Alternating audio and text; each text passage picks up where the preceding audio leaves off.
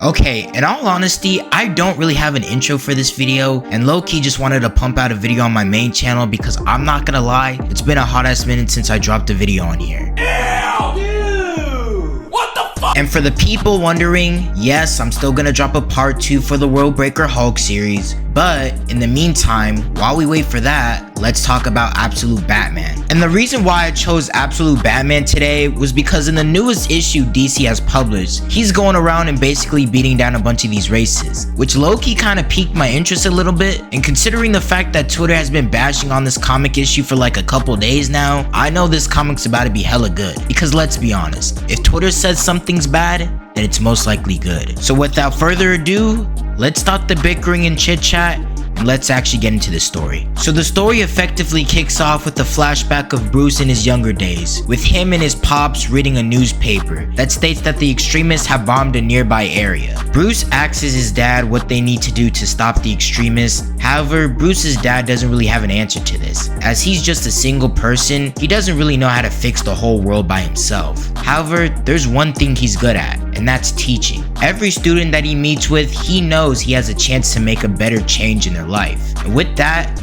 maybe one day his students won't make the same mistake as what these people made. And after saying all that, he then gives his son a thought-provoking question as to what he would do if he had knew there was a way of fixing the world. As then in the next page, we see Absolute Batman burning down the extremist flag while carrying a flamethrower. And okay guys, but correct me if I'm wrong, but doesn't bro still have 2 loving parents at the age of 24? Why and how did he become Batman in this universe? Because we all know in the original reality, Bruce became Batman as like a coping mechanism for his parents. But since in the Absolute universe, his parents are still intact and are in fact alive, what was the significant event for Bruce here to decide like, yeah, I think I'm gonna dress up as a bad costume guy and parade around the city beating up bad guys? Because the only thing that comes to mind for him doing that is if his parents are both out of the picture. We then fast forward into present time as we then see Bruce driving by this homeless shelter before then reaching his destination at this pawn shop. Bruce enters inside the store and it looks like he made a payment for all these dangerous weapons. And I just gotta ask, but what type of villains is bro fighting for him to be needing all these weapons?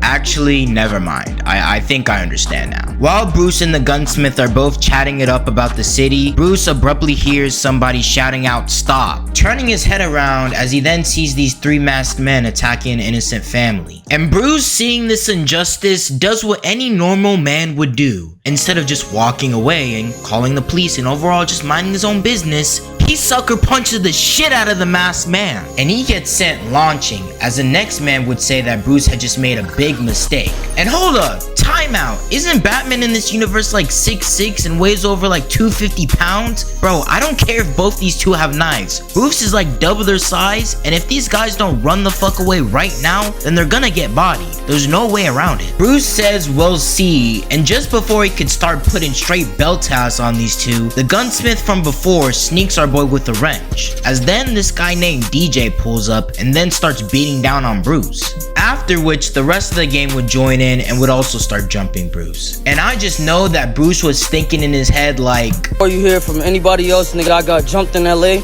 by some pussy ass niggas and they jumped me, nigga. Nobody gave me the faith of a one-on-one, nigga. Nobody gave me the respect of a one-on-one." While continuing to get jumped, this pastor comes in and covers Bruce's body, effectively saving him from the ass whooping he was receiving. The pastor then uses talk no jutsu on one of the masked men, trying to convince him to stop attacking these innocent people. And it actually kind of works for a minute before DJ tells him and his gang to get ready for what they came to do, driving away from the scene. We then see Bruce resting in the pastor's house after he had got his ass jumped. He gets up and turns his head around to see this portrait of the pastor and the rest of his friends at this sort of protest, probably advocating for peace or something. Then the pastor states that 3 months ago, an outsider came to the city and corrupted the people in Slumber City. He's given them a dark place to go. But that's not what's important right now, because tonight, they plan to run out all the people from the encampment. So Bruce, after hearing this, gets his stuff ready and leaves. "They torched your vehicle.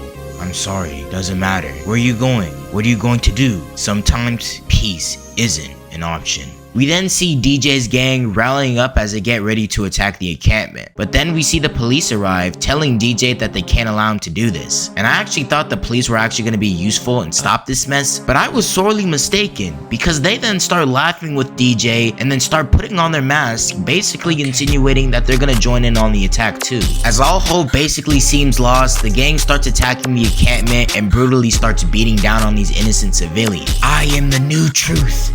I am power, pure white power.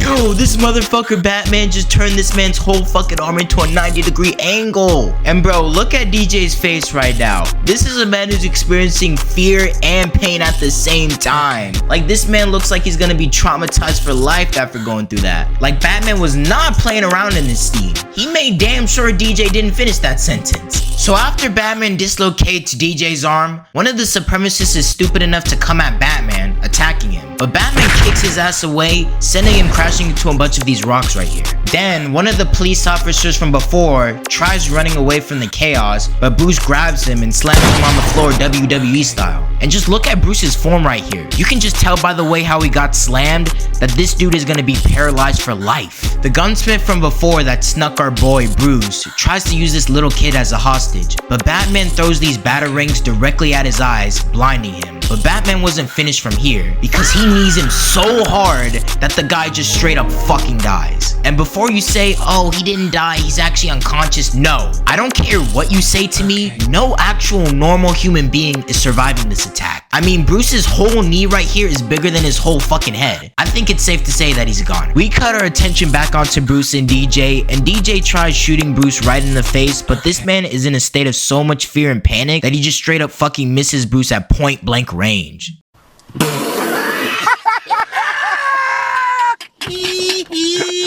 Bruce then starts pummeling the bricks out of DJ, showing 0 ounce of mercy towards him. But before he could do the killing blow on DJ, the pastor would come in and stop Bruce from finishing him off. What are you doing? This won't fix it. It won't. I don't know how to make it better. I only know how to make it not worse. Please, this isn't the way. This is my way. The rest of the extremists escape from the area, heading back to their base, and try spreading the news that they got their asses handed to by the Batman. But while all this is happening, Batman grabs his keys and looks up to something. Cutting to the next page, we then see this gigantic ass mining truck as he then turns on the truck and then starts driving. We go back to the extremist group and they're still freaking out about the whole situation until one of them decides to peek through the window and in complete shock runs away shouting, "Get back, get back." And before anybody could even react to what this man was saying, in a matter of a snap, the truck Batman was driving rips through the extremist base completely. And to anybody who's like a Arkham Batman glazer, I'm sorry to tell you this, but Absolute Batman might be better than him when it comes to being more brutal and vicious. Because honestly, I cannot imagine Arkham Batman doing this shit. The carnage still continues as Bruce kicks down his door and the extremists start blasting with bullets. But that doesn't do anything to Bruce, and he grabs his bat emblem from his chest and uses it as an axe to cut down his enemies. Get back, man. You can't do this. We're human beings. No, you're roaches. Only one way to deal with those. Yeah, so basically, Batman burns down the whole extremist empire, and after the aftermath of all this, the pastor from before comes up again with medical supplies and starts healing the extremist members. And Batman's like, why? Why in the absolute right mind would you help these people? But then he responds back with, you have your way, and I have mine. Showing us that both these two have different methods of tackling a situation like this. But after all that is said and done, we then see him drive away in his truck, reminiscing on the conversation he and his father had. Bruce wanting to be just like his father, but not exactly knowing how. But deep down inside his soul, he's a strong and compassionate person. No matter what Bruce does, his father will always support him. As then we see Batman curled up into the corner, mourning.